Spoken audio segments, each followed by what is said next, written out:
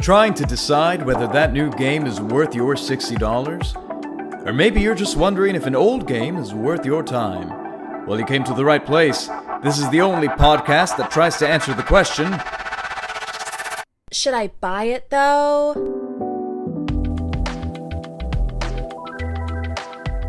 Hey everyone, welcome back to Should I Buy It Though? And this week we are real excited to talk to you about the brand spanking new release, BioShock. I am Giancarlo Herrera. I'm Nick Benetatos. TJ Barry. I'm Amanda Facosta. I'm Nick number 2. All right. Nick Jr. This week we have decided to go back and revisit some classics in the form of the BioShock series. So, if you're listening to this on Monday, this is our BioShock episode. We will be following this up with BioShock 2 on Wednesday and BioShock Infinite on Friday. So we've got a whole week of BioShock ready for you guys. And I feel like we're going to have a lot of thoughts on this series because it goes a lot of different places. With that said, I think I want to give opening word to our resident expert, Dr. Nicholas Benetatos. Good evening. Hello. Thank you. Hello, doctor. So this is background on your research, please, if you will. Correct. Yes. Good analysis there, Bucko. This is my favorite game of all time, as I said in the first episode, and I realized that my top 3 that I said, I just realized that they all have some kind of commentary, whether political or social. That's weird. I don't know why. When I was first exposed to this game, I was in middle school, and it was actually BioShock 2 that I was exposed to first. My friends were playing it. I went over to their house, and I was immediately hooked. I guess, the atmosphere and the intrigue. You just have no idea what you're looking at, but it fascinates you. And this is usually what I come to see when I play this game, and other people come and walk in on me, complete strangers. They also can't help but keep watching because it's. I think it's just super intriguing. So when I was first exposed to it, I kept asking questions. I couldn't look away. I just kept asking, and then when I left, the game still was in my mind. I still wanted to know what the heck is going on. I looked it up. I looked up everything. I didn't even play it. I just watched it, and I even went through the whole story, and eventually even spoiling it for myself, and just thinking the game was even more genius. And finally, probably a year later, I got to playing the game for myself. And it confirmed everything I already thought, that the game was a masterpiece. There's no perfect game. But for me personally, it's the perfect game. And I played it I think this was for this podcast, I played it again. So I think this was my 7th playthrough through the game. But I can always go back to this game. I can always play it again. And I can always look for new things that intrigue me, and I'll talk about that later. And I'm one of probably the 3 or 4 people who read the novel for this game as well. So, yeah, that's my experience with BioShock. I think I know every little bit of this series, or at least this particular game. All right. I guess the rest of us, we can kind of talk about our experience with the games in general, since this is the first episode of our series. But then I guess also we'll dive into BioShock 1 in this episode.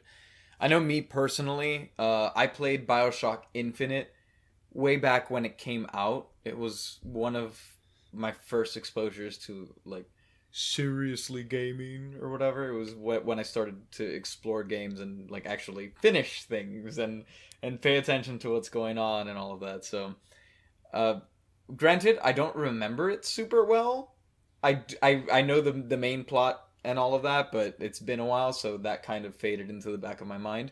But this series is my first time playing BioShock 1 and 2.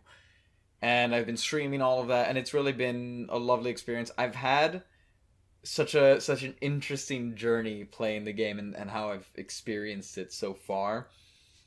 I guess part of that has to do with the fact that I've been streaming, and other stuff has to do with the game's age, but also how it compares to games that we have now. But I think without spoiling too many of my thoughts, I think that these games hold up really quite well. So that's my experience with the game. Yeah, like you, my first experience with it was with BioShock Infinite back when it came out. And that was sort of the first, not the first-person shooter I played, but the first one that wasn't like a Call of Duty game. And I was super captivated by the visuals, the play style, the story. I did a deep dive into the lore of that game back when it came out. But like you, I had never played BioShock 1 or 2 before. And I'm glad I was finally able to, because they are both lovely games.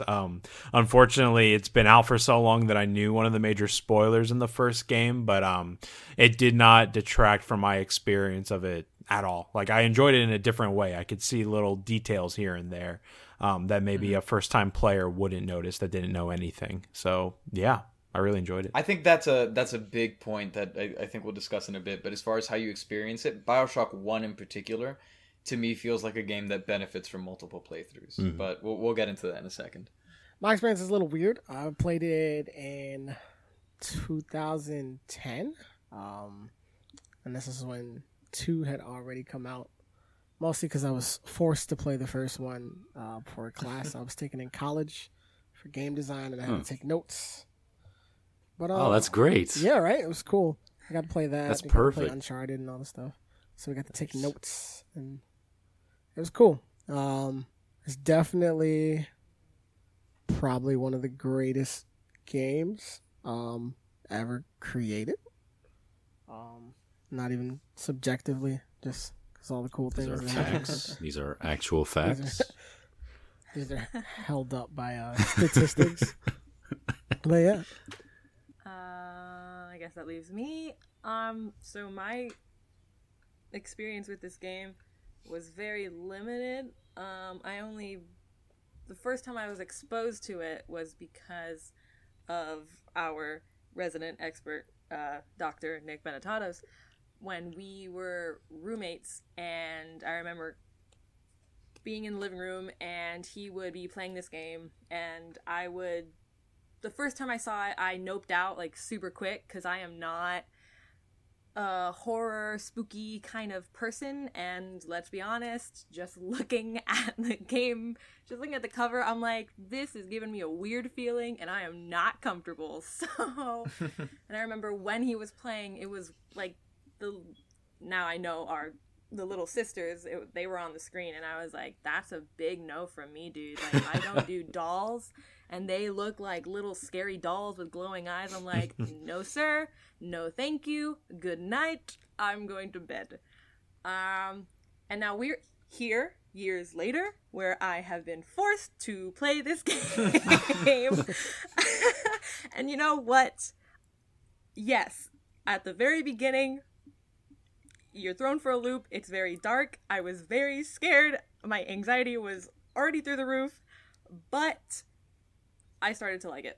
I get it now. That's all I'll say for now. We'll go in depth later, but yes, Nick, I get it. Good choice. Thank you. Yeah. Thank you. Should we say what the game's about first, or? Sure.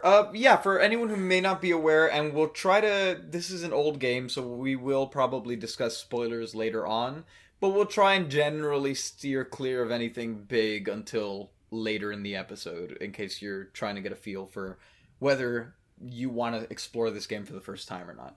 But generally speaking, the game opens with an opening scene that has been lauded time and time again throughout the years, but... You are in a plane that crashes, and you wake up in this water. You don't know what's going on. You walk towards this lighthouse, and eventually swim towards. Well, you swim towards the lighthouse. The plane crashes, by the way. Yes, the plane crashes. Our hero is Jesus and can walk on water. Walk on water. Yes. Walk through water. And you enter this lighthouse, and you take a bathysphere down, and you enter this underwater city called Rapture. And so the big draw of the game is exploring what the hell is Rapture, why am I here, what is going on. And as you continue to explore, you start to meet new characters, and you unravel new mysteries, and you find these people who have been genetically modified, and you start to learn why they're doing it, how they're doing it, and it starts to reveal the inner workings of this city. So that's kind of the draw. Really, it is this atmosphere and this intriguing world for you to discover piece by piece as seemingly a passenger who just stumbled upon it. Hilarity and shenanigans ensue. Oh yeah. Yeah, in a very disturbing way, I guess. Yeah. If you're Nick Benetatos and you're directing me specifically to guide me to jump scares that I don't know are there, it's then pretty it's funny. pretty funny. It is pretty funny. Can I just say though, you like just talking about the introduction of it, like the way they ease you into it, the way everything was introduced, I don't know, I really liked it. You know, how, yeah, you have the plane crash and you get there and you do the whole thing, but then, and you're kind of, because you're like an underwater city, my first thought was like, oh, Atlantis, it's like Utopia, this is super, super cool. And then, you know, you go a little further and it's like, oh, what? And you're introduced with your first little spider splicer, someone just like, straight off the bat, okay, murder, got it. I see what the game is, I see where we're going. I'm all in. Can I just say that opening is terrifying with the spider slicer? My heart was pounding, and this is like a 13-year-old game, so I didn't expect to be scared, but oh my god, the voice acting of that guy and the lighting and the atmosphere, I was like, this is kind of terrifying, and I don't want to walk out of this bathysphere right now. For anyone who doesn't know what a splicer is, there is a substance in this city that was discovered that can basically allow you to alter your genetic code. And it's also very addictive. So while everyone is taking this substance to evolve, essentially, it ends up destroying their minds, and the addiction expands exponentially. The process degrades their minds even more, and they become more insane, but they also have these incredible powers. So a spider splicer is someone who has spliced themselves with the ability to climb onto walls and ceilings with these little hooks that they carry. But their mind is very gone, and splicers in this that's the main enemy in this game. It's other humans, basically, to make you feel a little bit sympathetic towards them. It's kind of like blood vials from Bloodborne, right? Yeah, in a way. Yeah. And yeah, these splicers. I lost the train of thought. Something just hit me about the hook in a later game, but that might not be a connection. Basically, the spiders or splicers in general, they're often their minds are gone and they're just wandering about the city, and they laugh to themselves, they talk to themselves, they cry to themselves. Their minds are completely warped, and they're always hostile towards the player. That is a splicer. Thank you. Yes. So since we went straight in with the introduction of this world and the atmosphere, specifically talking about introductions, I'm curious as to how you feel the game, especially by modern standards, how well of a job it does of introducing players to concepts. Because one of the really wonderful and miraculous almost things about this game is if you're playing the remastered and you unlock all of those commentaries, you see about what a struggle it was to get this game developed. This small team that was working essentially for free and learning skills that they'd never done before to try and get this game out the door. And it really gives you a new appreciation for how well done the game is. That said, of course, there were some issues with the fact that the team was almost stretching themselves thin, and that they had to expand and branch out into areas that they weren't necessarily experts in, and reworking stuff that, you know, to a small team, especially when you're working on something day in, day out, starts to become obvious and maybe isn't to a player. One of the things they talk a lot about is trying to make things more sympathetic or more accessible to the player. And for me, one of the things that struck me a lot throughout this game, at least early on, is that it's super fun, but it's kind of obtuse. there's a lot of times where, and it's not that things aren't introduced, but maybe they're just not introduced in the most effective way, or they're introduced a bit too early before you really start using it the way that the game wants you to like do it to progress.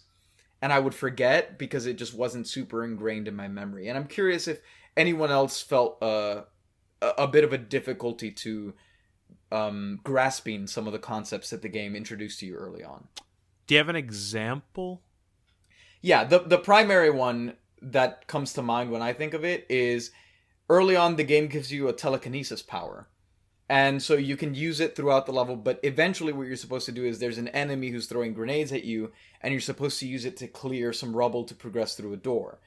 And while I had a grasp of the telekinesis power, because of what I had to do to go get it and then come back, by the time I came back, I kept killing the dude up there, but I just completely forgot that I was supposed to break through that rubble.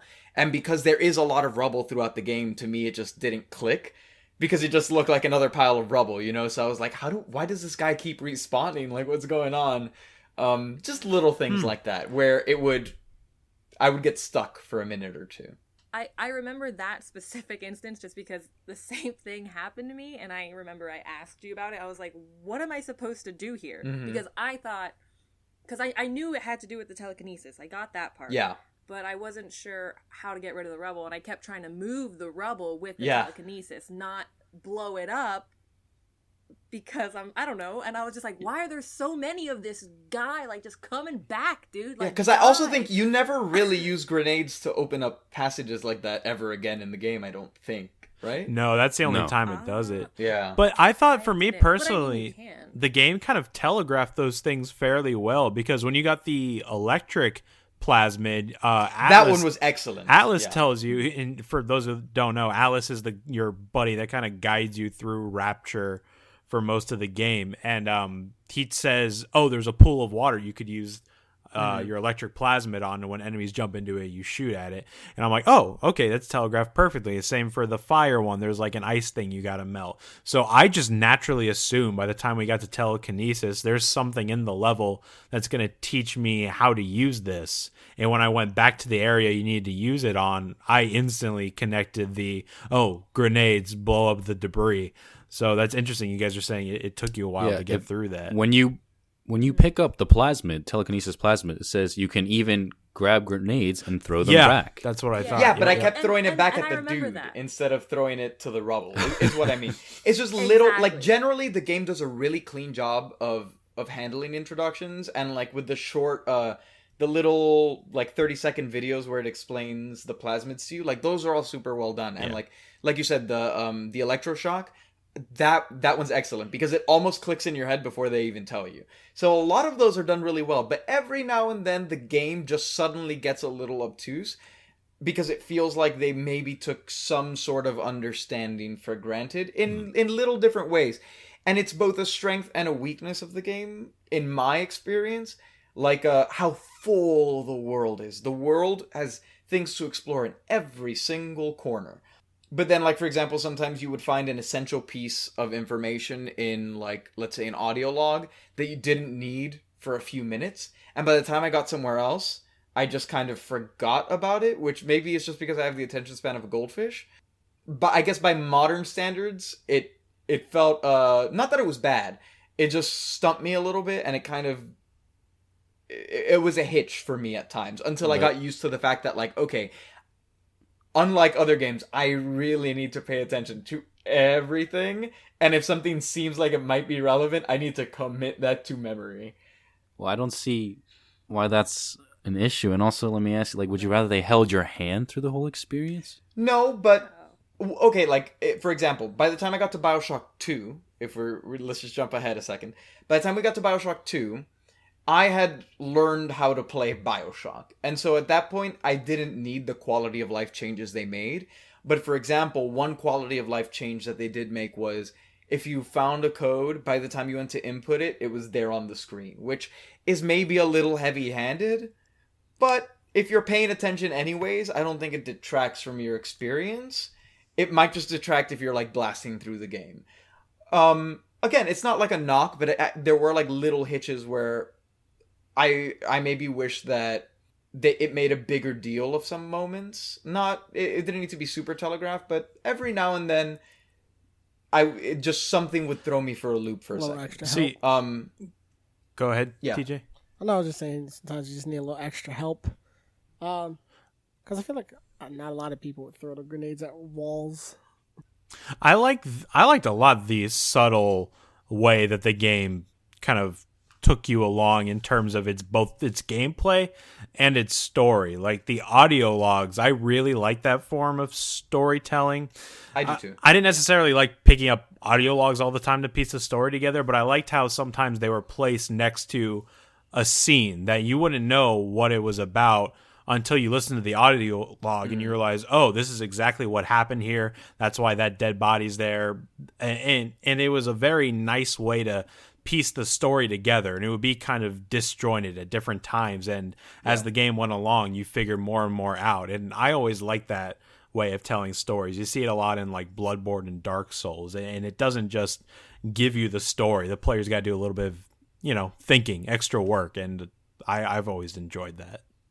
That's why I think I say that it feels like the game, particularly BioShock 1, benefits from multiple playthroughs, because the world is so intentional, and like even in that commentary they talk about how they wanted to make sure that every corpse you saw in the game told a story somehow. And I love that, and even big things in the game are strewn in bits and pieces throughout, like in the audio logs. You'll listen to one and it might not sound like much, but then it's this thread that kind of continues throughout the game and ultimately connects to a much bigger thing. But it's something that maybe on your first playthrough, because you're experiencing a world for the first time and it is so chock full of stuff, you won't necessarily be able to connect each dot on your first time around. So it benefits from having those playthroughs, and that's a wonderful thing. It just seems to me like the game might be more fun on subsequent playthroughs than on your first playthrough, is the general feeling that I get. And again, it's not a bad thing. I just think it's a side effect of how lovingly crafted the world is. Well, it depends how much you value replayability. Yeah. Instead of playing your game once and then you're done with it. Because this one especially, if you play this again, you're going to look back at all those audio diaries and things are going to make even more sense. And little things that you didn't catch before, they're going to pop out at you this time. And even gameplay, I feel like you would appreciate more on a you second can try or new third things. playthrough. Yeah, you can try different things, different tactics. Yeah. Yeah, I don't think this game is Dark Souls by any means. No, you have Vita chambers, you can respawn all the time. But I will say, like, the combat is pretty brutal. I died often in BioShock 1, especially compared to like my experience with BioShock 2 and even like Infinite. I was dying all the time. Yeah, I played on hard mode and I died quite a bit. Actually, yeah, to talk about that, because I think we all died plenty of times. Not but- me. Okay, we got it, Doctor, jeez. But I think my biggest issue with that, or at least why I noticed I kept dying so often, was because I also just had so much trouble finding ammo. Yeah. You know what I mean? So in a way, like, the game kind of, like, and as I wanted to explore, I wanted to regardless, but it also forces you, like, you have to explore, because I don't have any money, so I can't go buy the ammo. And also then hacking comes into play, and it's like, you have to hack. Oh, I love have hacking. I know. Okay, here's the I enjoyed the hacking. I did. But then I started to not, and I'm just like, again, like, especially because, and I'm not really complaining, but I mean, I wasn't bad at the hacking, but I'm like, okay, it's the same hacking for the turrets, it's the same hacking for the camera, it's the same hacking for the Circus of Value, you know what I mean? Yeah. I'm like, you could have, I guess, switched it up. Not really a real complaint, but the point is, I felt like I died a lot because I just didn't have enough ammo. Well, that's where the survival horror aspect of the game kind of comes in. I think it is more of an action game, but this game in particular really stresses survival horror. And it's like in Last of Us or Resident Evil. You gotta loot if you want to survive, you know? For sure. My issue with dying frequently was there seemed to be no consequences to dying. Yes. Sometimes I would strategically get myself killed so I don't waste me too. a first aid kit. And I'm like, When I would set off the alarms. yeah, exactly. If there's no real consequence to that dying, still then I'm feel like like, walking why? Yeah, why is this element in the game? I couldn't quite figure it out. I don't know if you guys could. I think it was just meant to be fun, probably. Yeah. They say they designed it to be a shooter first with like light RPG mechanics. Okay. So the fact, get back in and keep shooting, So, I guess, is my best guess. Not make it too hard or too annoying for the player. Yeah, Yeah, I mean, if if you you wanna- really want to be impossible, turn off Vita Chambers. Yeah, Right, true. yeah. If you want the challenge to go up, just take it off. I still think there should be some consequence to it to really make you fear death a little bit more. Because in this game, I had absolutely no fear of dying at all. I'm like, okay, I'm dead. I'll get back in the fight instantly. Well, for me, it was the fact that I would tear through resources because you don't respawn with full health. And I would waste my first aid packs, and then I would die. And then the problem was that if I was out and I died and I came back with like little to no health, it would be almost impossible for me to stop dying. Right. So like the annoyance of that is what motivated me to not die and to not run out of my resources, because then you're getting respawned into the middle of a fight, but you're not even at 100%. So it's like 2 hits and you're out. Yeah.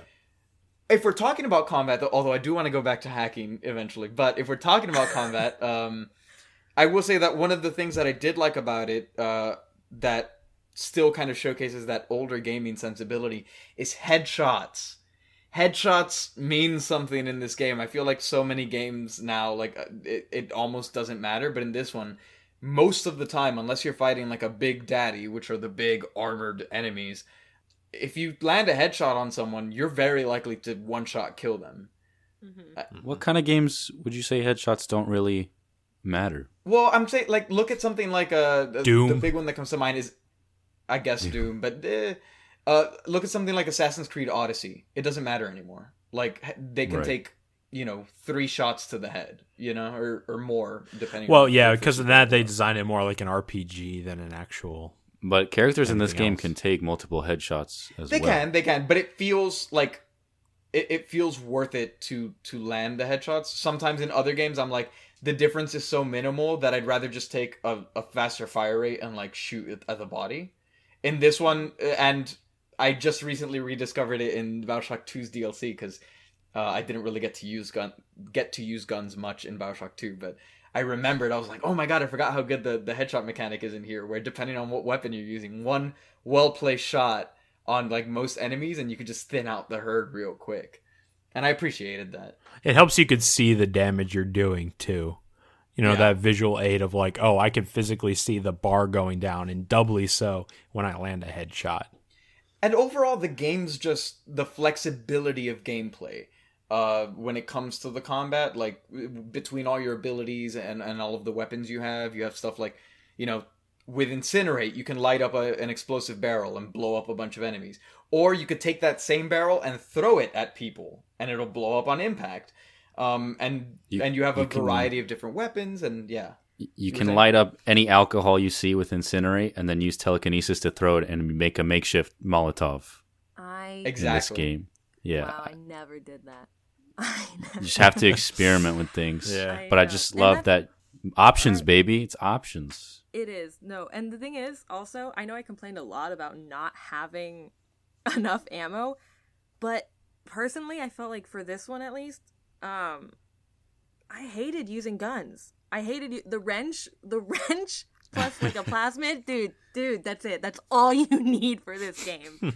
That's I something hate And that that's a viable option too, and Yeah. I'm pretty sure that's intentional. That's something I didn't discover really until BioShock 2. Like, I knew it was possible, but in BioShock 2, I mean, we'll talk about it when we get there, but I went the drill-only route. And I think I would have enjoyed BioShock 1 way more if I had thought to, like, make a build, rather than just being like, oh, this sounds powerful, and just trying to, like, get this mix to just survive. If I had, like, committed to a specific play path and really maxed something out, I think I might have had more fun than I actually ended up having. Oh, see, I love the guns in BioShock 1. Like the shotgun was my best friend. The feel of that, how it kicked and everything. Again, the visual aid of seeing the damage I was doing with each different one felt good. And going back to the enemies for a second, I love not only the variety of the enemies in the game, but the variety of things you could do depending on the enemy you are fighting. Like, you have a different gameplay style for when you're fighting the splicers, when you're fighting the machines in the game, or when you're fighting the big daddies, you know? It kind of felt like an RPG, or like Final Fantasy VII. Like, you use lightning on the robots, you do this for the human enemies. It was cool. I enjoyed that, and I like the strategy behind each encounter. Yeah. I agree with that. I do agree with that. I will say, though, I felt at a certain point with, like, because every level had its own certain, like, boss, I guess we could say. Mm-hmm.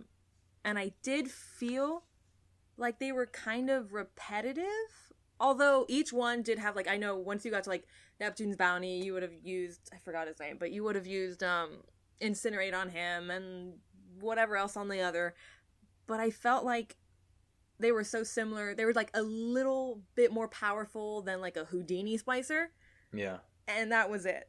And I'm not necessarily, again, complaining because, like, hey, I like a good, smooth kill. I'm good to go. But they all felt very similar. In my experience, with the exception of maybe Dr. Steinman, which I think is one of the first bosses you get to, I actually found that all the bosses were easier than regular enemies. I would say 75% of the bosses in this game, with the exception of, like, big daddies, but, like, all the encounters that were supposed to be meaningful, almost all of them killed themselves. There were a ton of enemies that I did not lay a single finger on. There's one section where you get frozen, and then you thaw out, and you're supposed to thaw out the enemies, and you're supposed to chase him down. I thawed out, like, random enemies, and they went and killed him for me. There was another one where I was in a duct waiting for this guy to spawn, and then I had to crawl out of the duct because I was on the wrong side. And by the time I got out of the duct, he was just lying on the ground dead. Like, All right. Mm-hmm. I need to come in. later. Okay. Go. It's possible that machines you hacked that you Yes. did not, you forgot I used about that to kill them. strategically. I did. You do that. use Big Daddy, I remember, Hypnosis. Hypnotize. He would hit them for you. The thawing the guys out, that character, Martin Finnegan, that character, that disciple of Sander Cohen that you're supposed to Yes. kill, the Iceman, who, Yeah. by the way, is also voiced by the director Ken Levine, which I think is Oh, cool. because everyone loves his voice. God, the voice I acting can was see incredible. Go your ahead. Breath. Those splicers have a vendetta against him because he froze them in there. So when you thawed those guys out, they hate him and they want to kill him. That is on purpose. I agree. I Yes, like it. It it's- just felt weird that I literally didn't get a single hit in on him, you know? He's not. I Well, wish. he's not exactly a boss, right? You just true, there. true. He's on your mission to go To throughout the Sandercold. level. Well, Yeah, most of them Sandercold. really weren't bosses. They operated like regular No. splicers. Right. And I think that's And the main- intentional too. Yeah, because the bosses are the neutral bosses, the big daddies. Yes. These Yeah. roving boss fights that you choose when you want to encounter, which I Which that Don't mechanic is fantastic. I Yeah. will say. and had not really been done because, well, I think this game is ahead of its time. Yeah. But I don't think any other games at that time had done Yeah. something like that. I do want to talk about the big daddies for a second. I enjoyed them as fights, and I think they were some of the best fights in the game, and I liked planning for them, but because of the game's age and how long it's been since the game came out, I was a little disappointed by the big daddies because they were built up to me over the years to be one of the scariest enemies in gaming. Yeah. And the first time you encounter one, it's supposed to be this massive hulking thing that you're not strong enough for and all these things. And by the time I got to it, I'm like, I'm taller than these things, and for the most part, they weren't that difficult, but I did enjoy fighting them. I just wasn't scared of them. I had the same experience as you. I expected to be terrified, but at the same time, Benetatos told me that unless you attack them first, they will not bother you. Right. If I had So not been informed of that, I think I would have remained terrified of them throughout the entire game. I didn't know that for so long. No one Yeah. told me. And I don't know why. None of you decided to tell me. Thank you so I much. thought you were on stream when he said it. No, I thought she was too. But there you go. I See, might now have she been, was but- terrified by it. I was always so And the presentation, scared. he's as soon as they get closer, your screen is shaking, the loud thumps, the whale noise. Frankenstein monster. My God. Honestly, though, but at one point, once you get closer towards the end of the game, they became so much easier to kill, and I had a harder time with the splicers than I did with the big daddies. I felt so bad killing them because the little sister next to them would like weep over their dead bodies like, Mr. Bubbles, please. I'm like, I'm sorry. Yep. I need your Adam. That's the Come point. here. That's Oh, the point. Okay, let's talk about the Little Oh Sisters. god. Because I have had such a whirlwind experience with how I feel about these Little Sisters. Because when they first showed up, okay, the only thing I really knew about BioShock coming into it, besides the fact that Big Daddies exist, because obviously they're like the poster child of BioShock, I knew that there was something with the Little Sisters. I didn't know what it was, but I knew that I think you had an option to save or kill them or something like that, and that what you do affects the game somehow. But I did not know what it was. And so, when you finally get the option to harvest or rescue them, I feel like if I hadn't known that it would have had some effect, I probably would have harvested all of them. But I didn't. And later on in the game, slight spoiler without giving away any big plot details, later on in the game, there is a section where you are defending a little sister. You essentially take on the role of a big daddy and you have to protect a little sister for a period of time. And that was so effective for me, especially by that point in the game when I had rescued all the little sisters. Like, I was terrified. I was like, you better not, hey, do not touch my little sister. Don't do it. Like, and I became so attached to them. And then by BioShock 2, I'm like, these are my babies. Mm-hmm. Nobody lay a finger on my little sister. And it was so surprisingly emotionally resonant for me. Especially because the first time you save one, when you kill, she calls the big daddies Mr. Bubbles, right? So I'm like, I'd never really felt bad about killing the big daddies because you would rescue them, or I would rescue them at least. So I'm like, cool, I'm doing them a favor, I guess. But the first time I killed one, when you're in the middle of the fight, she goes, kill him, Mr. Bubbles! X his eyes! And like stuff like that. And I'm like, girl, I'm here saving you. It offended me the first time around. I was like, I don't want to rescue you anymore. But then over the game, I developed this attachment to them. And I'm just so surprised that mechanic was so effective on me. And I'm curious as to how it felt for all of you. The choice with the little sisters. Well, I, again, did not know that it would, like, alter the outcome for the very end of the game. But I just knew, I mean, like, once I was like, let me rescue, like, because that's just like a moral thing. I'm gonna rescue. And then once you realize, like, oh, they're just trapped. They're little girls, but they're trapped. And yeah. Like, so basically throughout the game, you're giving me this choice of, are you gonna save a little girl or are you gonna kill a little girl? I'm like, well, obviously I'm gonna save a little girl. But I mean, that's not the moral choice. Oh, do I kill him or be good or evil? Is not the most profound. I know. I know. Yeah. But I mean, I just feel like when you're playing a game, it's so easy, at least for me, to get into the like maximization mode where I'm like, cool, if you're gonna give me more reward for harvesting them, I'll harvest them, whatever. Like, it's a game. And it kind of it frames it in an interesting way too. Amanda, you can finish your thought, but I'll go into why I thought it framed it kind of in a cool way.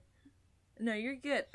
No, but also to expand on John, that specific part that you were talking about, when you basically take on the role of a big daddy, mm-hmm. that I hated it. I hated that entire part. The number of times I just wanted to quit. I hated that. That was awful. Not to say, I love, obviously, yes, let's protect the little sisters. It was sweet, but it was so it was just so annoying. It felt so tedious, especially It's an escort mission. because I was doing really well, but she kept, look, and obviously it's a game, it's not that deep, but she kept yelling at me to like say, hurry up, Mr. Bubbles, blah, blah, blah. And I'm like, I'm past you, run, I'm running, you're not running. And I was just so frustrated at her, but obviously it's not her fault. But then the only moments where she decided to run were the moments when I was like being attacked by a billion people and I was using my wrench, duh, and I had some tonic on the wrench where if I hit you with the wrench, an electric shock would get like thrown out towards everyone around me. And obviously my enemies are around me because they're attacking me, but you know who else was around me? The little sister. So how many times did this little girl have to regenerate and climb out of the vent, and I'd have to start all over? So many times. That's all I have to say. I'm sorry, but I was very upset. No, it was a frustrating mission. I ran into some bugs that got me killed, just like with enemy placement. But I don't know, I just taken on the role so much that like she never got ahead of me because I would walk at her pace purposefully because I was like, no one touches the baby. And then when she starts doing that, I would run to like the opposite ends of the arena to keep setting traps so that they wouldn't get to her. It was... No, yeah. I mean, look, if anyone really wants to experience that, they just have to watch the stream because that's the majority of the stream, is you just defending these little girls.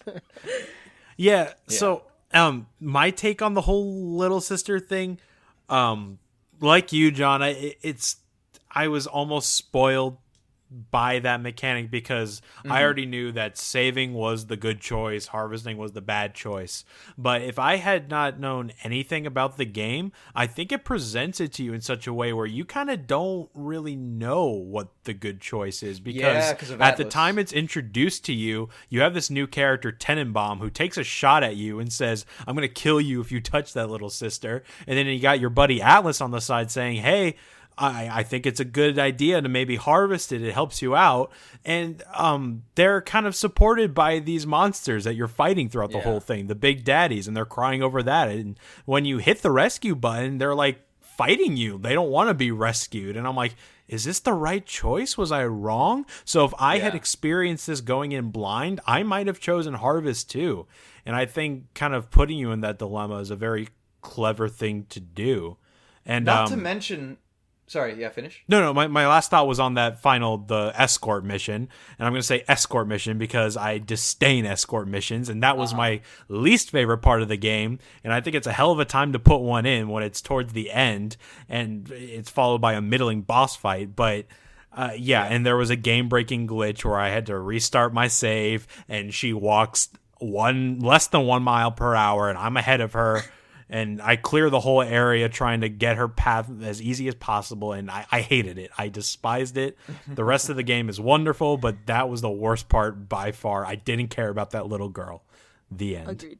Yeah. Well, not to mention when it comes to how they first frame the little girl decision, it's also interesting because Atlas tells you, he basically frames it like the zombie dilemma, where he's like, hey, look, I know she looks like a little girl, but harvesting isn't going to hurt her. Trust me, she's not there anymore. Like, you'll get more Adam, but like that little girl is gone. And Tenenbaum's presented as the mad scientist almost that created and them. if you had listened to that initial harvest, like, you kill her, but if you never get to see what happens, like if you don't see the fact that you can restore her to normal, and you had just harvested, you would just think that that's fine. You would think that, like, they're basically zombies. Like, that's not her. There's no way to rescue them, and you're fine to harvest. Which is interesting. I would have loved to maybe have experienced this game without knowing that was a choice at all. And for the record, I murdered as many of them as possible. Wow. Oof. Oh, wow. He dropped the mic on that one. For you listening, TJ said that and then dropped out of the meeting. I would have harvested them. Leaves. He'll be back in here in a second, but... That's great. I don't know, man. I didn't know it was coming. It felt right to rescue. I don't know. I guess also just the words rescue versus harvest. No, the wording you're right, is interesting too. And it actually is the better option in the game. You don't know that, of course, but every 3 sisters you get extra atom and a really good plasmid to hypnotize those big daddies. So you actually being good actually gives you the best stuff. So it's not the most in-depth morality thing. If you knew that, you would always rescue because it's just gonna. You're actually more powerful doing the good thing anyway. Yeah, you wouldn't know that though. Yeah, unless exactly. You played the game. Yeah. I think another thing that I think there are two sections I want to talk about, and then maybe we'll jump into performance and then narrative. But the two being the section before you do the little sister escort mission, and then the final boss. So, let's start with the section before, because you are undergoing a transformation as the character, and I want to know how that felt for you. It's a physical transformation, and the game does in my opinion, such a wonderful job of conveying that, because you're doing something piece by piece, and so like you're getting different pieces of an outfit and all of that. So like when you get the boots, the way you walk is suddenly different in the game. And then, when you get a helmet, like your screen looks slightly different and all of that. And that slow transformation piece by piece, and it being what it is narratively, felt like such a big moment to me that it was so exciting. It was maybe the most hype I got in the game outside of the section in Fort Frolic with Sander Cohen. And I'm curious as to how you guys felt about that section. Yeah, I agree. I thought it was super hype because you're fighting these things the whole game. And for the most part, they're a big nuisance, killing you over and over again, dumping all your ammo on them. And then to become one and to take less damage too and become this powerful thing, it's satisfying. Narratively, I was getting a little worried. I'm like, uh-oh, have I been like... Because I thought at first it was going to imply that we were all clones, like the big daddies were all the same and that you've been killing yourself the whole time. It turned out not to be that, so I was a little worried. But the process of putting the outfit on, I'm like, this is cool. I'm enjoying this. Yeah. I kind of thought that too. Like becoming a big daddy, like almost felt like, oh man, am I killing like my brothers and sisters? Yeah. Like, the whole time, like, what is going on here? Well, especially because you still end up. Maybe I'm confusing 1 and 2, but you still end up fighting some big daddies at that point, right? Yes, so do. It's very weird that like it's hard to distinguish between whose voice when your character gets hurt. He makes the big daddy noise. He goes, and it's interesting. Yeah, there were a lot of times where I was just like getting hurt that I thought there was a big daddy around, so I freaked out and I was like, I'm literally just by myself in this hallway, and there's. But they overlook something. When you jump, you still have Jack's voice. It's only when you get hurt that you make the big whale noise. Oh, yeah. So when you jump, you still. He's like, oh shit, I mean, And then I guess the other thing is, because Palazzo, you just touched on it, the middling boss fight at the end. Without giving away what the boss fight is, I definitely thought it was going to be, I guess like with most of the boss fights in the game, I almost expected more. So like I was running around the arena beforehand, hacking everything, and I'm like, okay, I need to have everything set up and all of this. And like while it was a big rush, especially like in the late stages of the boss fight, overall I was surprised at the fact that I got through it with relative ease. And it, not that it was a letdown, because honestly, the way the narrative wraps up is fun, and I feel like I had so much fun with the game beforehand that the boss fight wasn't something that I was like, man, that ruined it, because it felt like more of the same. It wasn't necessarily like it got worse, but it was just not exceptional to me. I know the creative director himself, he doesn't like the boss fight, and I think that's part of the thing. I know 2K... they forced the boss fight and the alternate ending. Yes, the right? sponsor, the publisher 2K, they said that they wanted a big boss fight at the end and they wanted alternate endings. So, and that's of course their least favorite parts. The creative directors. I actually enjoyed this boss fight. I thought it was cool. Yeah, it's not super hard, and also before you even go into the room with the boss, there's tons of ammo and stuff given to you, like preparing you for this big fight. But it's not super challenging, but I don't have a problem with it either. Sure. Yeah, so I called it middling because I didn't hate it. It's not the worst boss fight in the world. It was fine. I realized after, like, it was kind of average. It wasn't anything special, but I appreciated it at the time because it was different from what we had been doing up until that point. And that's kind of also a critique I had with BioShock. After a while, everything felt kind of the same, and they didn't introduce anything new to me that made me as interested in the gameplay loop as I was at the beginning and middle sections of the game. And I think that that's something that future first-person shooters have done better, like Doom or Titanfall 2 are two examples of games that add new things throughout that keep you interested in the gameplay. Sure. The story was great and kept me hooked, but in terms of what I was actually doing, it got old after a while, at least for me. Well, you were getting all these upgrades if you're looking for them throughout the game to change your play style, I think. But yeah, every weapon, I think, by Fort Frolic is given to you at that point. Yeah. I think so. And they give you the other half of the game to experiment with all that stuff and upgrade all that stuff. And that's why I guess we can talk about Fort Frolic a little more when we get to the actual narrative section. But I think Fort Frolic is the most effective section in the game because you've got these mechanics down, and it is the first time that the world really becomes your sandbox. It's just up to you how you want to tackle everything. If no one else has any other thoughts on the boss fight, I would like to take a quick section to talk about performance in 2020 for anyone who is interested in buying the game. Well, I want to say I heard that the remaster was super buggy. I've heard the same. I did not experience that much on PS4, but it seems like on PC that thing is detestable. As far as bugs and issues. I know Amanda's been running into innumerable crashes. I personally, and you can watch the stream, I only had the one where an enemy basically kind of bugged out after I died, and I had to reload a save. Other than that, it was fine. Although I will say, if you're buying this on Steam as a PC game, the collection includes both the remasters and the originals. And I've actually heard that a lot of people choose to just play the originals to avoid some of the bugs that I guess got introduced in the remastered. But Amanda, I would love to open this section up to you for a second. Well, the thing, I mean, with the first game, the game only crashed once. And I mean, I'm the type of person, I'm like, I will save. I will always save. I'm a saver. It's been a while since I've like really played a game like BioShock, so I kind of guess I just got a little lazy and I didn't necessarily save as much as I normally did.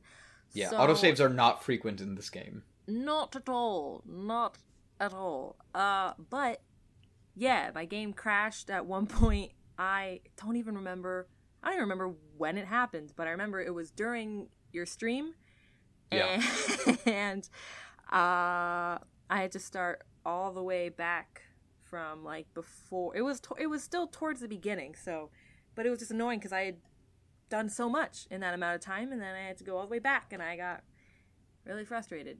So, but it was only once with BioShock. BioShock 2, however, which we don't necessarily. I don't know if I could save it for the next episode. Yeah. Oh my goodness. just a little buyer beware for potential PC players. Please. Well, save. and PS4 also, because I've run Really? into in the collection as a whole between BioShock 1 and 2, I've run into 2 game-breaking glitches where I couldn't progress because something happened, and it was okay for me because I don't trust autosaves in any game, so I frequently save as well, so it didn't put me too far back. But yeah, I had to turn the app off and boot it back up because I couldn't progress due to the glitches. Gotcha.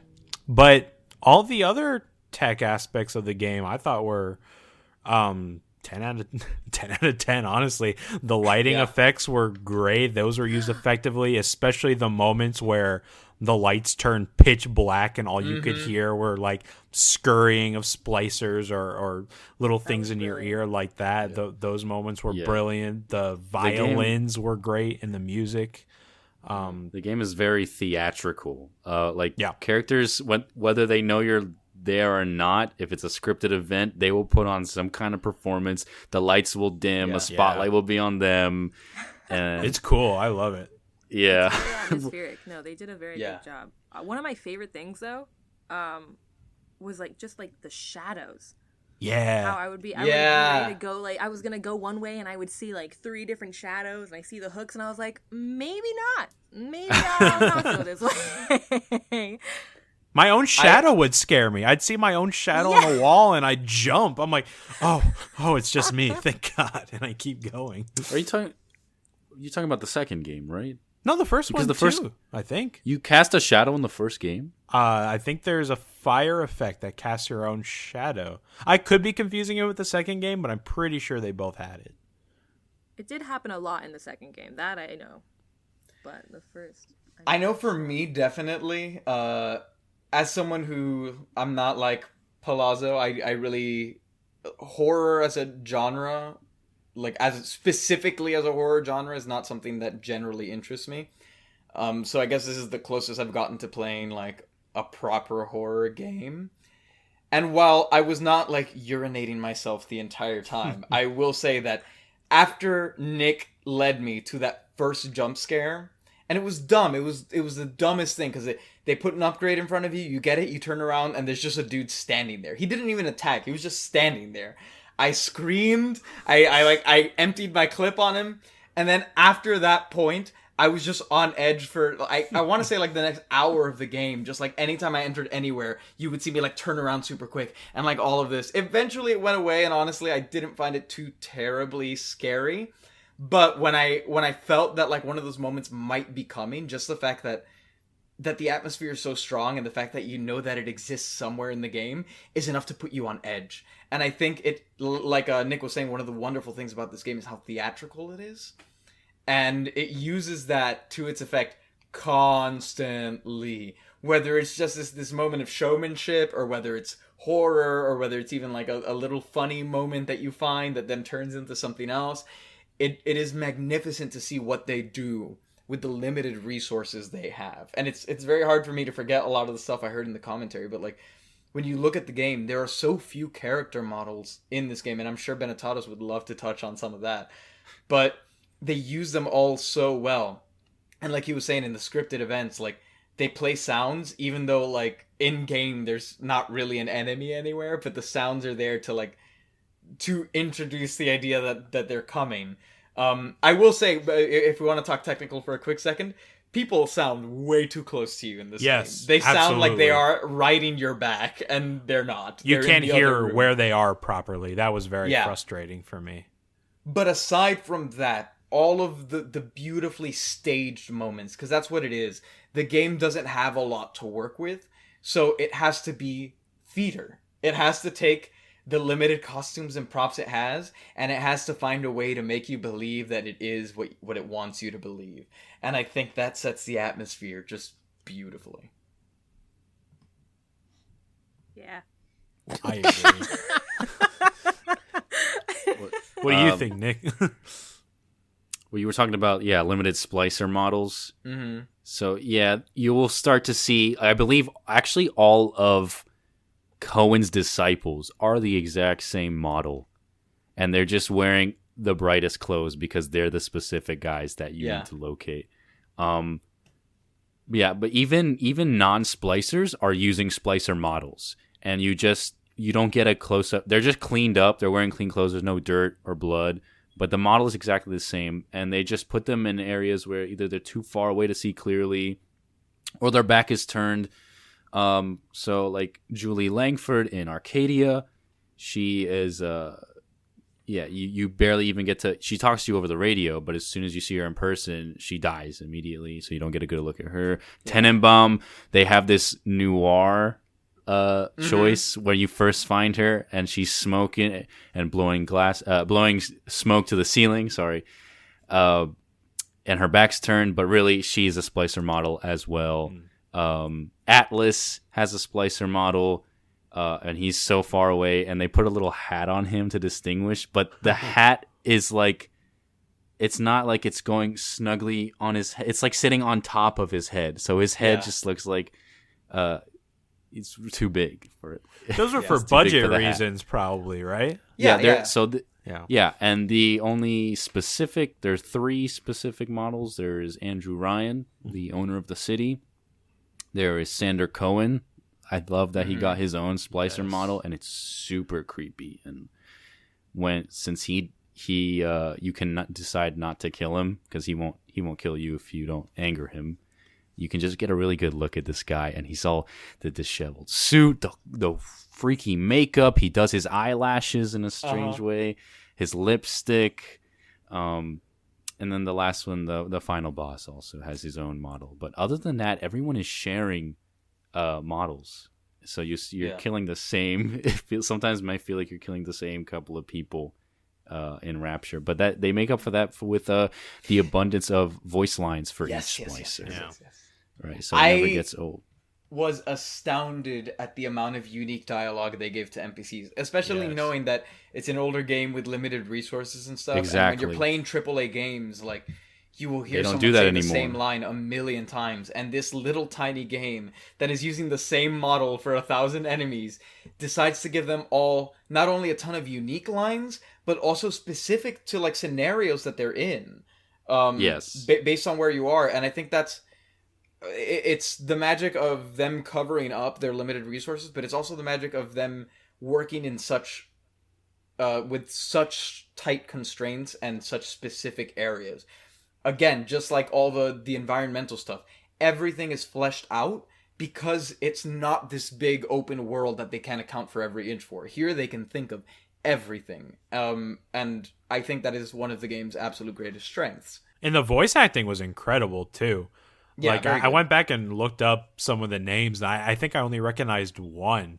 And at the time, if they were a bunch of nobodies doing it, it's amazing that they dished out some of these great performances. Especially Andrew Ryan's voice actor, I thought was amazing. Yes. A lot of actors were actually just part of the development team. Wow, good for them. Right, yeah. Like Ken Levine, like the director. He's the Circus of Value, Martin Finnegan, the Iceman. I was observing a lot of splicer behavior in this playthrough that I did. Yeah, and they do things like we're just seeing now in like Last of Us Part 2, where characters will comment on, he's running away, just run away. And if they're idle, they're talking to themselves. If they suspect you're nearby, they go, what was that? Oh, I guess I'm just whatever. And Skyrim does my the imagination. class. Yeah, but they do the same 2 over and over. Whereas like the splicers in this game would say such crazy shit like, "Darling, is that you? Mr. Gerard, is that you?" Have you seen my weird baby? Yeah. Are you the ones that took my child? Like, ugh, creepy stuff. And little Jesus sisters loves me, reacting this to what I you know. do as well. There is one guy who whistles, or it's like someone Yes. trying to whistle, but they're blowing so hard into the microphone that it feels like they're blowing into my ear. And it's just something fun. Yeah, glitches and stuff like that, or even funny stuff like that, really stand out because of how atmospheric this game is. And it makes them even like 10 times funnier to me. Yeah. There's another thing to like about it. Okay. Yeah, I just want to list some, because I wasn't lying when I said that I always find new things about this game whenever I play and look into it. I'm going to talk about some things that Go for it, yeah. I just discovered, and I'm willing to bet maybe you guys didn't. They were mostly technical things. I'm not so much about story, but I thought they were very cool. Like, Go for it. and this might be a little bit nerdy, but for example, the very beginning of the game, after the plane crash and you swim up to the surface, and when you first finally take control and you're swimming on the water, you can find 3 burnt corpses of people from the plane, and if you're listening with headphones very, very faintly, you can hear people crying or like screaming, dying, whatever, in the in the background. Like, it's hard because you have the ocean noise as well, swelling on top of it. But that to me, give me chills. It's like someone you can't see, but you can hear the concept there is still there. Yeah, and Absolutely. I found that interesting. I have a tonic that gives me natural camouflage when I stand still. So I love getting into splicers' vicinity, letting them get a whiff of me, but then turning invisible after I stand still. Yeah. And they'll walk right up to me, but they don't technically see me. And they'll go in through their idle animations and behaviors, and they're super fascinating. I did not know splicers actually crack their necks, and they have a little sound for it too. Huh. Oh, that's cool. And there's little sounds that we don't notice because it's you expect them to be there. They're very immersive. Like if the character is wearing rubber boots, he will make squeaky rubber boot noises. Really? As he's walking around.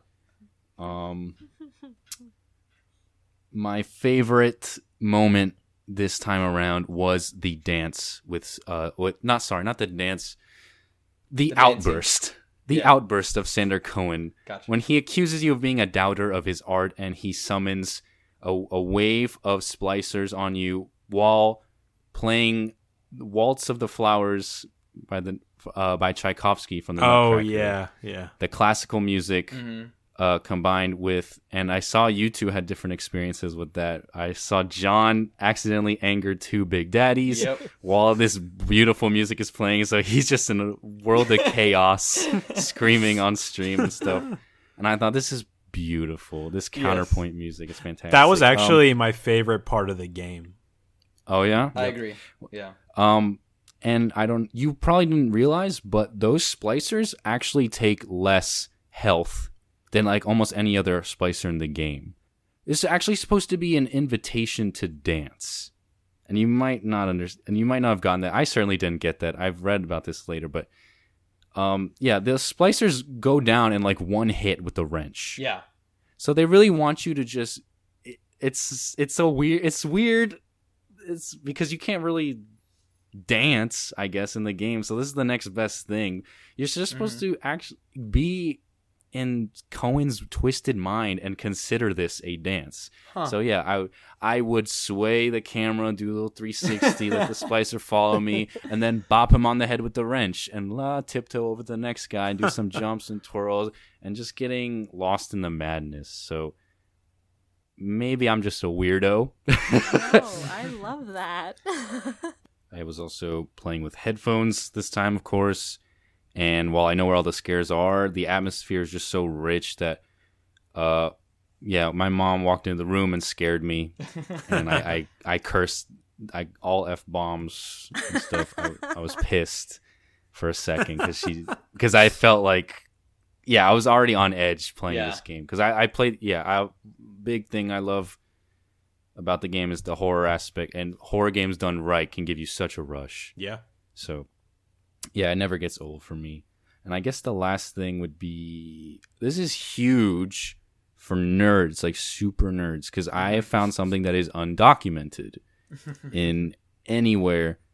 I searched all over. It's during that experience where you're taking on this role of becoming a Big Daddy, I guess. Yeah. So... This because I've played the game so much. This is my new game plus playthrough. So I had already done the things and collected the things I needed for this certain activity. So I think that the game thought that I had already done it, and some stuff has been coded in already and taken out before the game was launched. So I got. Tenenbaum said something to me. I'm going to read it because I have it written down. But Tenenbaum said something to me that is not in the game. And also, it was the only radio message I got with no subtitles. I tried to look up unused radio messages and stuff like that everywhere. And there are some, and this one is not located. I press the start menu. I see it's the only one in caps. It says Tenenbaum. Needs friendly name in caps with exclamation mark. And Tenenbaum tells me, good. Now you must go to the autopsy room and inject yourself. I don't know if you know this, but there is nothing to inject yourself with during that section.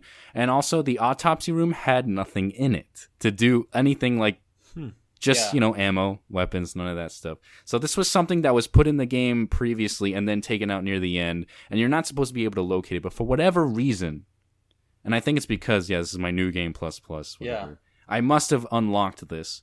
And I'm just saying this now because I can't find it anywhere, and it makes me super excited. But if anyone can tell me why, and if I'm not the first, that's fine. But I really just want this documented for the first time when this podcast is coming out, that I, Nicholas Benetatos, have found this PhD little bit. I'm glad that I can find something new and offer it to anyone else who is obsessed with the game as well. Beautiful. That was beautiful.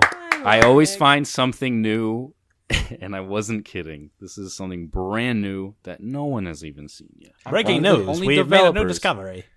Only the developers know about this, and I bet they're the only ones that can explain it to. Email them. Yeah, man. Send them a letter. demand a response. They're gonna be like, "Oh yeah, we were gonna do that, and then we didn't." That's it. Oh yeah, Nice. I forgot about that. That's the plot to BioShock 4. Because I heard there are some unused Sandra Cohen files, and apparently you were supposed to plaster the splicers yourselves at one point. Oh, Ooh. Stuff like that. Yeah. nice. Huh. Well, I'm So proud that made of me you. very happy. Thank you. Hey everyone, it's me again, just coming at you with a real quick message. If you're listening to this at release, that means that we have just started BioShock Week. So we have BioShock 2 and BioShock Infinite coming out on Wednesday and Friday respectively. It also means that our Indiegogo is starting to come to a close. We have just under 2 weeks left. So if you're interested in helping support the launch of these shows and you like what we've put out so far, please consider checking out our Indiegogo and donating over there. That said, I just want to give a real quick thank you to all of our founding parents for their support of the show. Again, this includes Adriana Larcon, Juan Zorrilla, Will Williams, Ann Baird, Jerry Benetatos, Katrina Scott, Carolina Riverol, Alejandro Larcon, and Giovanni Zorrilla. The support we've seen from our donors and all of our listeners has really been overwhelming, and we're glad that it seems like you're enjoying all of our content. That said, if you want to jump on some of the limited time rewards that are available to the Indiegogo backers, now is the time to do it before those rewards are gone at the end of the campaign. In fact, one of our donors has already requested an episode, so pretty soon we'll be having our first sponsored, so to speak, episode on a game that I am really excited to jump into, which we may or may not be streaming in the latter half of this week. So be sure you subscribe to us on YouTube if you want to be a part of that. Also remember that once our Indiegogo ends, live streams are going to become a patron reward. So if you've been enjoying those and you want to get other benefits like our 24-hour reviews and things like that, make sure that you go and support us somewhere so you can become a part of the community. And don't forget that as of now, all the way until the end of the campaign, donations of any amount, even as low as $1, to the Indiegogo means that you will get to join our Discord, where you can discuss our shows and help vote on what content you're going to see in the future. So if you have games you want to see in particular, or games you want to play with us, then go check that out so you can join the Discord and be a part of the show as it continues to grow and change. Again, a huge thank you to all of our supporters so far. Now I'll let you get back to your enjoyment of our review of BioShock. Anything else before we maybe move on to narrative and how we felt about that? I'm ready, baby. All right. Yeah. Well, let's get to the. Okay, so just for the people listening, potential spoiler warnings. I don't think we're going to dive into every single aspect of the narrative. I think it's been out long enough that people know it. We don't need to dissect it. But I think we are interested in maybe talking about how it felt to us, to those of us who were experiencing it the first time, and how it felt in the greater context of today, 13 years after the fact. And how effective we felt it was delivered and the story overall.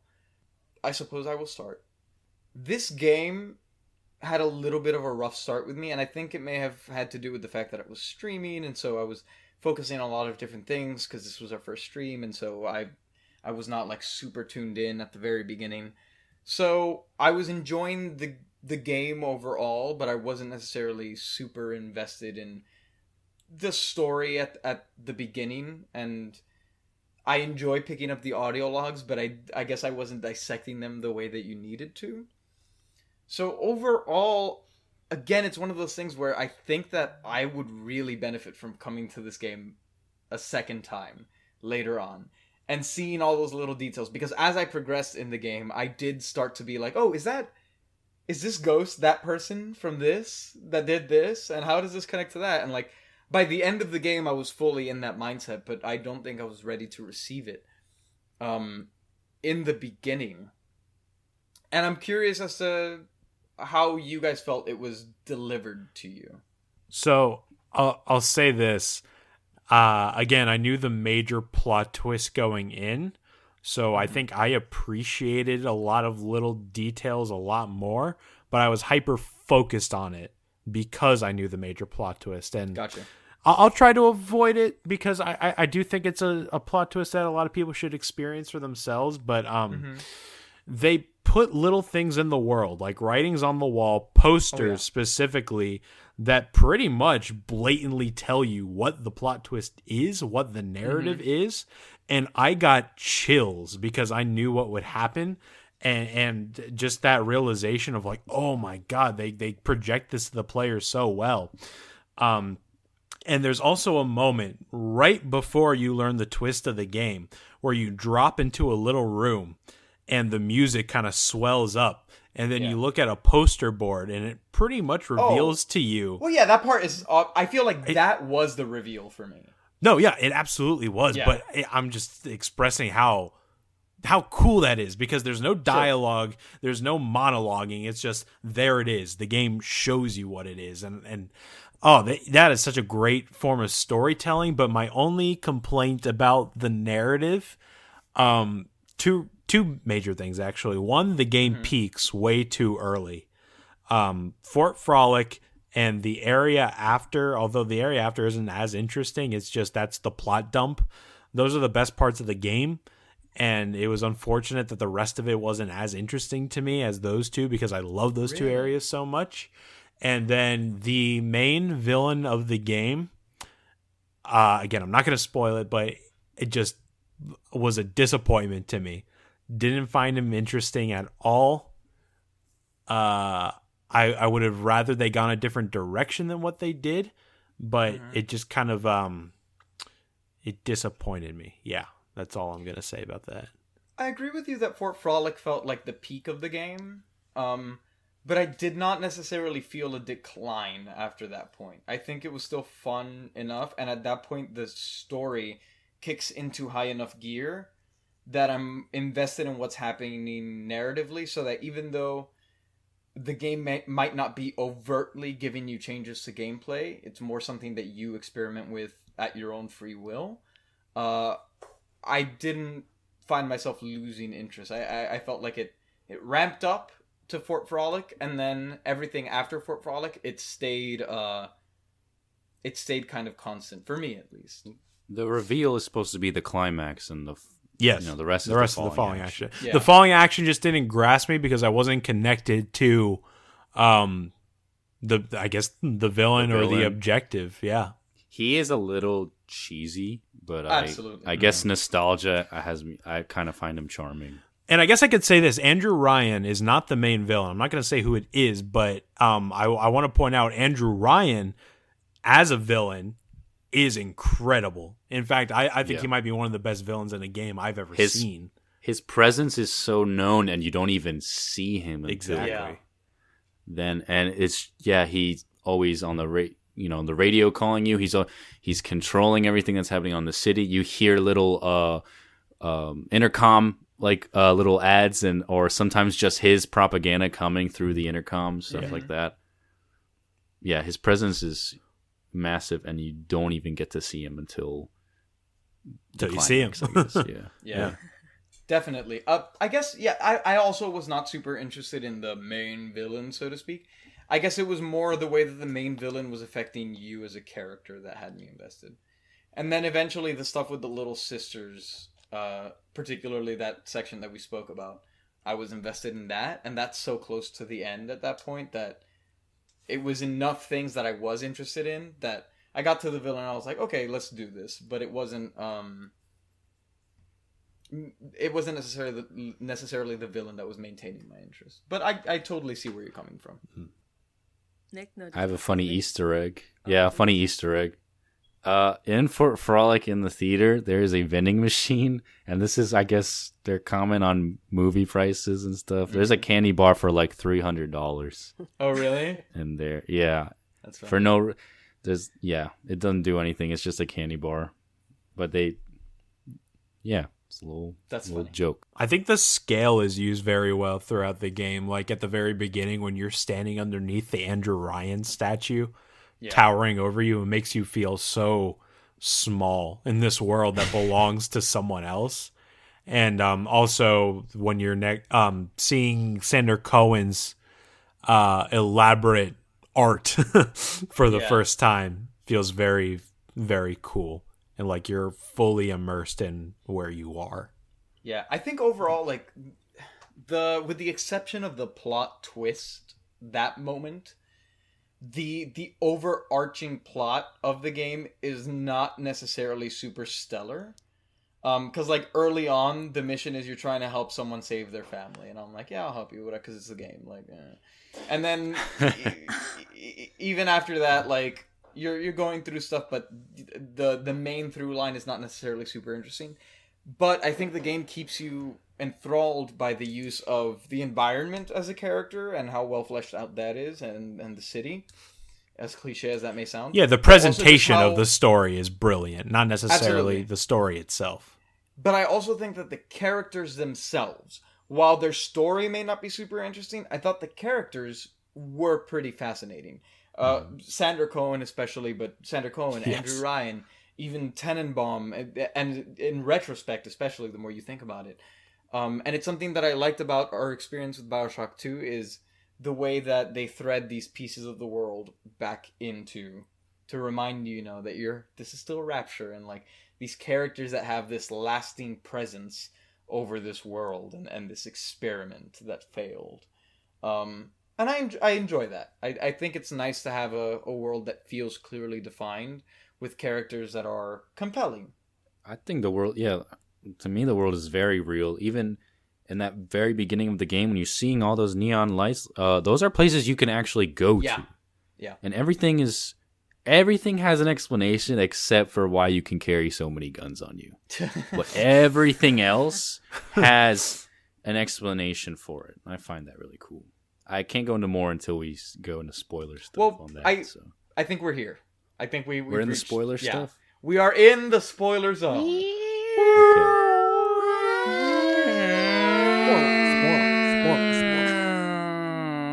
Danger, warning, spoiler section entering now. Okay, whatever. That's the official warning. There we go. So, let's just talk about Andrew Ryan for a second. This is something you wouldn't know unless you read the novel, but Andrew Ryan comes from Russia. You do know that, he's upset with all types of government, right? He's like, he finds no government works for him on Earth. He has that speech for you on the projector. I can't remember. What are you, CIA Jackal? No, before that, on the projector when you're in the bathysphere, he's like, is a man not entitled to the sweat of his brow? Yes. No, says the man in the Vatican. It belongs to the poor. Yeah, something like that. No, says the man in the church belongs to God, whatever. Yeah, he hates all government, so he wanted to make his own objectivist society. And Andrew Ryan is an anagram for Ayn Rand, who wrote... yes. Yes. Who wrote Yes. who wrote The Fountainhead. Atlas Shrugged. Atlas Shrugged. I believe that's cool. either one of those is the main is what a lot of the ideas from this game come from. But this is an objectivist society where everyone is working for themselves basically, and there's not a lot of government getting involved at all. And that sounds good on paper, just like communism sounded good on paper. And it did not turn out well. And you can see that there's a moment in the story where that, in the book at least, where you can see that's beginning to not work. There's a guy two guys own different department stores, but one of them bought out the garbage company. So garbage starts piling up in front of one of the garbage stores, and he's like, Andrew Ryan comes. He's like, what's all this? Why do you have this disgusting garbage in front of your store? How do you think your customers are going to feel? It's like, well, that other store bought out the garbage company, and he's charging me they're charging me 10 times the price to get rid of it. And I can't make a living anymore, man. It's like, oh, well, you're going to have to solve it yourself, or we're going to have to do something about this. You want me to do something to do about this? Fine. So he shoots the other department store guy, and then he shoots himself and kills himself. And that's like the beginning where things start to really crumble. Now let's talk about Frank Fontaine. Frank Fontaine is not actually Frank Fontaine. And you would not know that unless you read the books. Frank is his first name.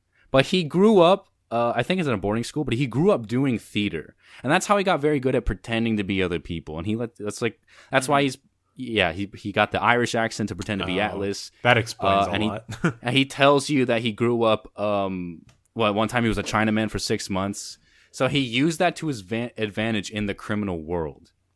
So he would do things like get people drunk to make them sign deals so that they can sign their deals for like debts that they wouldn't be able to pay off, so he can get their stuff. And basically, he found out about Rapture. Someone came to a bar that he, in a shady way, he got to acquire the bar. He finds out about Rapture. He finds out about some guy, a different guy named Frank Fontaine, who works there. He works there, the Fontaine Fisheries. He's supplying the fish and food to the construction workers building the city at the time. Mm-hmm. So what Fontaine does is he basically, he offers to buy that guy out and take over his business.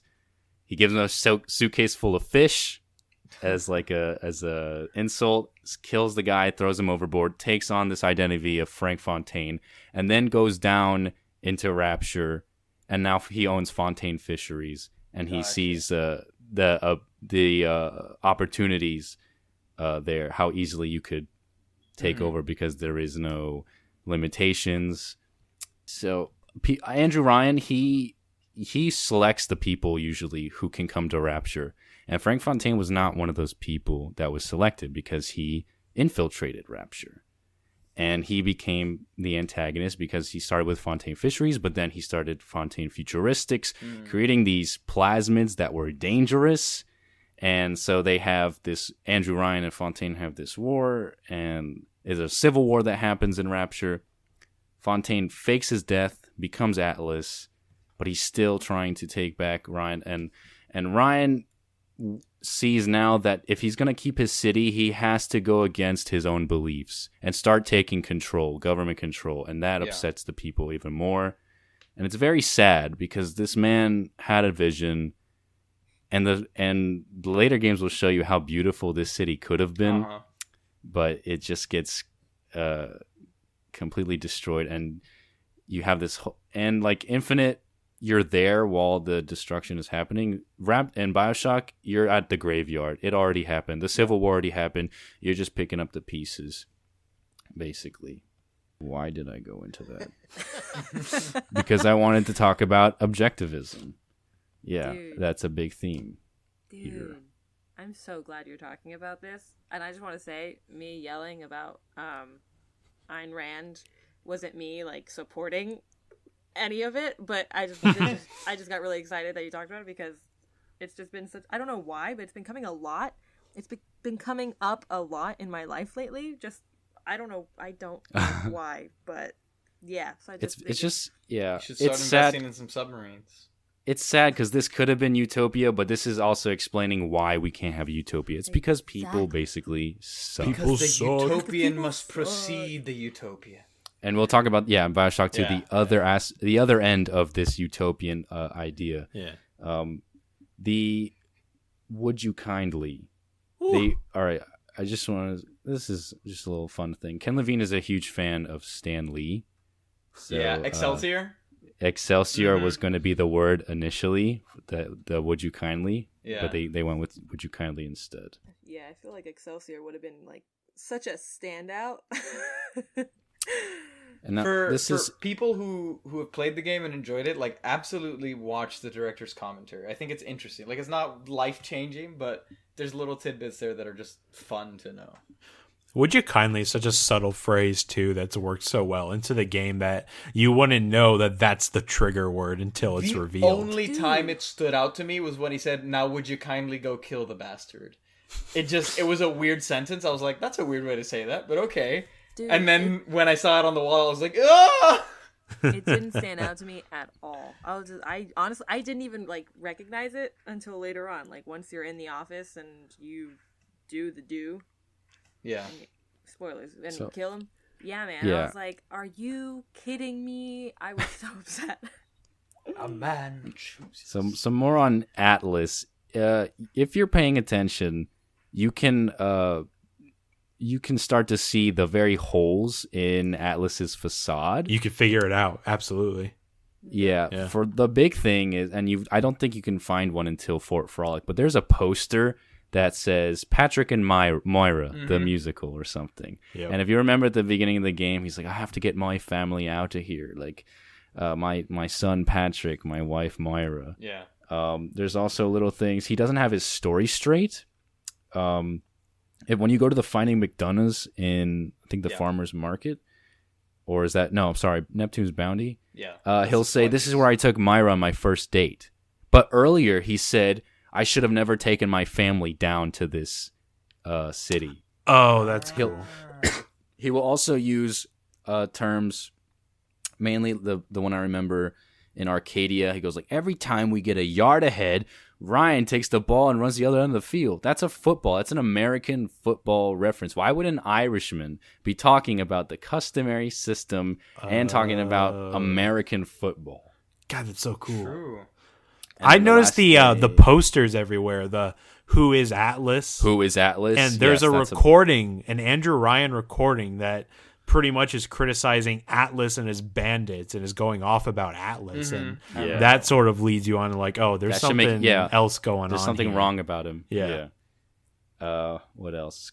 When you're destroying or getting into the office, I think you're making the thing explode. Yeah. To break his lock to the office. He's like, what's going on? It sounds like the 4th of July down there. Again, 4th of July. That's an American thing. Yeah.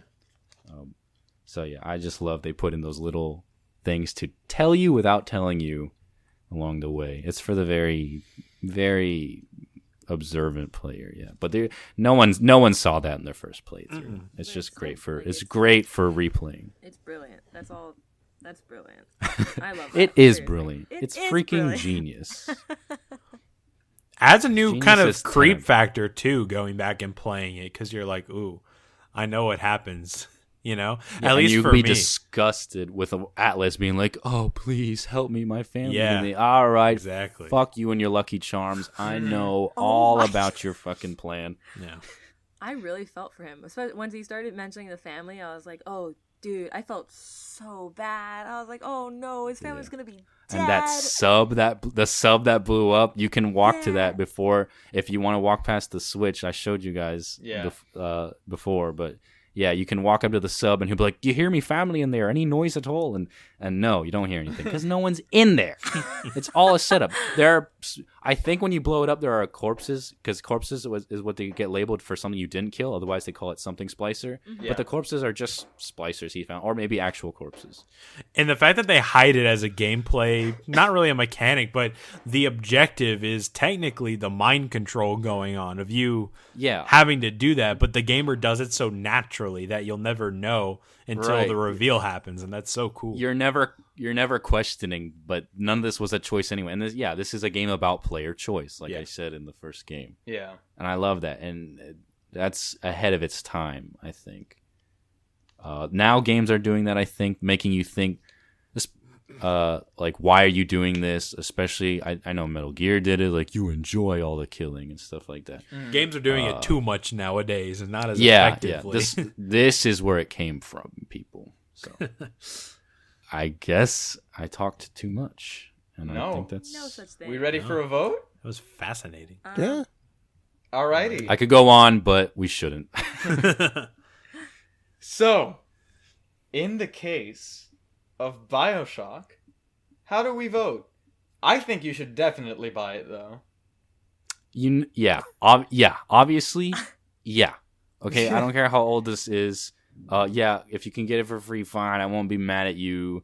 But they deserve all the money, the work, and what they did for the gaming industry. My God, yes, this is genius, and I think absolutely you should buy it though.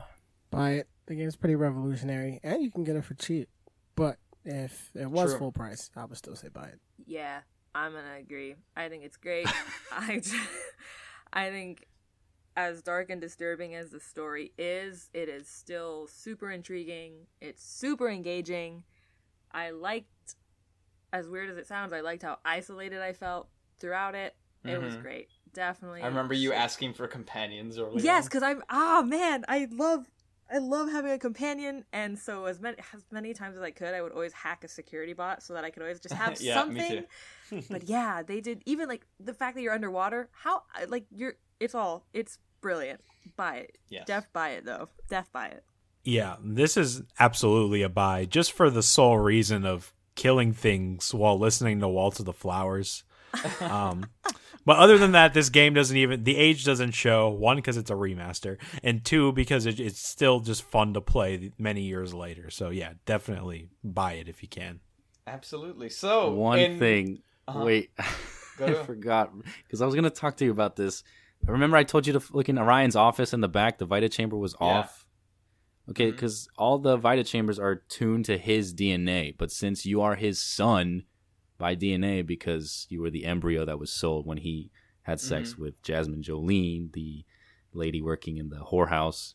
Yeah, it's tuned to your DNA as well. And he, at that point, realizes that he can't get his city back. And he'd rather die with the ship, I guess. Yeah. So he gives up at that point. He doesn't want to kill his own son. He sees that you've been lost. You are now a slave, and there's nothing he can do about it. So him being stubborn, he has you kill him. And he's like, I don't even want to come back to life. I'm turning off my own Vita chamber. So if you look in the back of his office, his Vita chamber is turned off, and you can choose to activate it if you want, but he won't come back. That's so cool. Wow. Okay. Atlas needed you because your DNA can bypass the security system, you're the only one that can use the bathysphere because of your genetic structure matching Andrew Ryan's. Nice. Yeah. Better end it before I think of something else. Well, so in the case of BioShock, in a surprise turnaround from The Last of Us Part 2 by unanimous vote, we think that you should buy it though. Go out, get this game. I mean, the collection is super reasonably priced, and you can get all these games. And it's really just a wonderful world that's worth exploring. Whether that's for the combat, the music, the atmosphere, the story, or you know what, the hacking, because The hacking. Don't cop that. But You are a hack. Oh, damn, shots girl. fired. Okay. In the best way possible. Like a Sander Cohen hack. Hey, look at that. Full circle. Well, thank you all so much for listening. If you're listening to this live, we're going to have BioShock 2 and BioShock Infinite coming at you real quick. It's a BioShock week. So I can't wait to talk about all of those with you guys and to decide maybe at the end which one is our favorite and have that discussion as well. But thank you all so much for listening. And we'll talk at you next week. Would you kindly buy this game? Would you kindly? Would you kindly go get stepped on by a Big Daddy? Would you kindly be my daddy? Would you kindly be my big daddy?